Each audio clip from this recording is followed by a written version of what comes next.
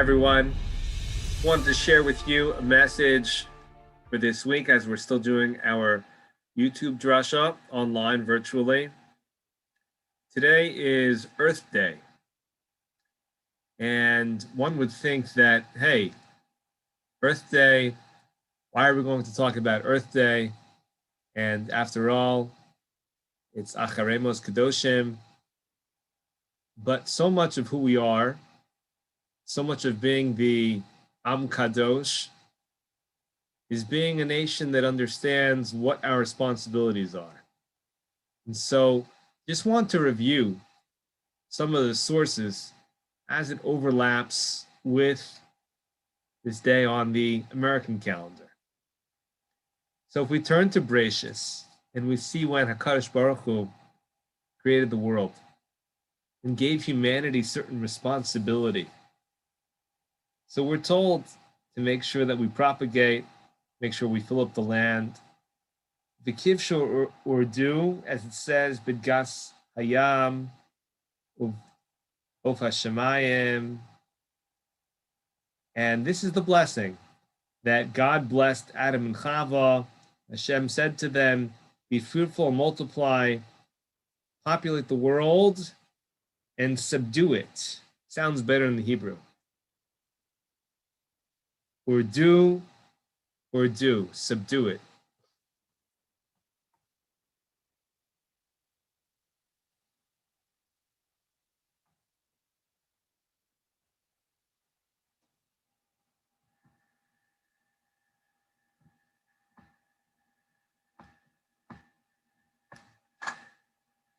There's an additional source that perhaps drives the point home a little bit more. Subduing it, meaning it's subjugated, meaning it's ours, meaning we have a responsibility towards it.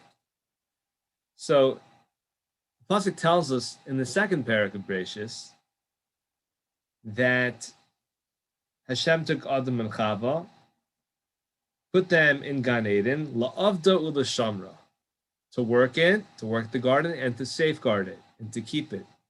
Certainly, the idea here, as we understand it, is it's not just to safeguard the Garden of Eden, Gan Eden, but it's to safeguard the world. It's our responsibility. And there's really an incredible story, incredible medrash. It is beautiful medrash. One of the most incredible midrashim is found in Koheles Rabbah. Listen carefully. B'shah shebara HaKadosh Baruch Hu, it's Adam HaRishon, the time that the Almighty created Adam, Natlu v'echsiru al kol ilane Gan Eden. He took him around to all the trees in the garden. V'amar lo, Ramase kama no'im mishabchin heim. Look at all of these creations. See how beautiful they are. Hashem's talking to Adam. See how beautiful everything is.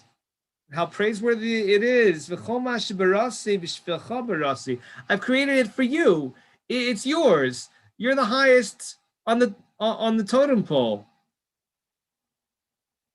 You're the one that was created last, the most developed. It's yours. It's your responsibility to take responsibility for the world, for the environment. Do not destroy my world. Do not damage my world. Hashem is telling Adam, I'm taking you around, I'm showing you everything that's great in here. Now take care of it. Don't damage it, don't destroy it at all. And then he gives the reason. And here's the punchline. Hashem says to Adam, according to the Medrash, you shouldn't damage it, you shouldn't destroy it. And if you do damage it, and you do destroy it, there's nobody coming back to fix it. There's nobody who's going to be able to straighten out that which you have erred and mistakenly gotten rid of. So this is your world. If you keep it, if you can keep it, it's your world. If something happens to it, there's no recourse. Sorry, that's it, it's finished. Why is the Medrash telling us that? Here, Adam, come see all the trees. Come see all the beautiful things in the garden. And don't mess anything up. And if you do, I'm sorry, it's over. You only get one chance at it in this world. Because it's our responsibility. We do this every day. This is who we are. This is who we are. And And the Gemara tells us that, why do we say brachos? We say brachos because the world belongs to Hashem, but we have special access to it. And when we say a bracha, it gives us access to it. So what do we mean by that? We're told, La Hashem ha'aretz imloah. Everything is Hashem. Hashem created it, belongs to him. And the Gemara is perplexed. The Gemara says, but it also says, V'ha'aretz nasan livnei adam, that earth was given to mankind. So which one is it? Which one is it? Is it La Hashem ha'aretz? Is it God's land? Or nasan livnei adam, it was given to humanity. So the Gemara says, no problem. Lo kasha, kan kodem bracha, kan achar bracha. Before the bracha, before that access which is granted to us, belongs to Hashem. But Hashem tells us, if you want to take my vegetables, you want to take my fruit, go ahead, it's yours. After you say a bracha, then permission is granted. So it does belong to us. It's a partnership. It belongs to God and it belongs to us.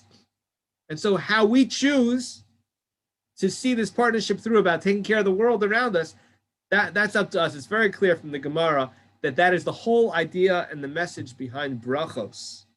Behind brachos. Now this is a little long, but I think it is very powerful. Shimshon Fol Hirsch, besides the halacha of brachos, he has a commentary he says that we need to pay attention to. And that's with regards to the mitzvah of Bal Tashchis.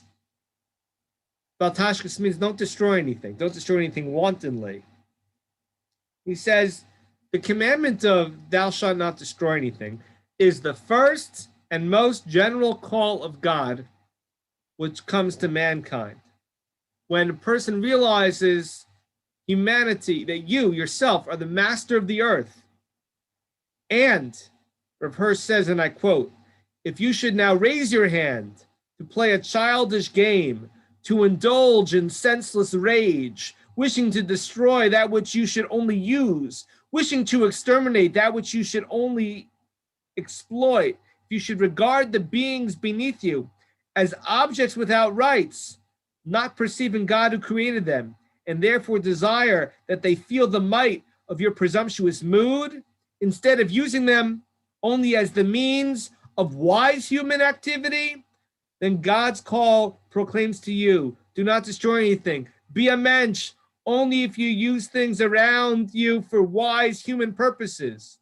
Sanctified by the word of my teaching, only then are you a mensch and have the right over them which I have given you as a human. However, if you destroy, if you ruin, at that moment you are not a human but an animal and have no right to the things around you.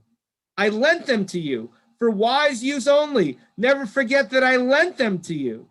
As soon as you use them unwisely, be it the greatest or the smallest, you commit treachery against my world. You commit murder and robbery against my property. You transgress against me.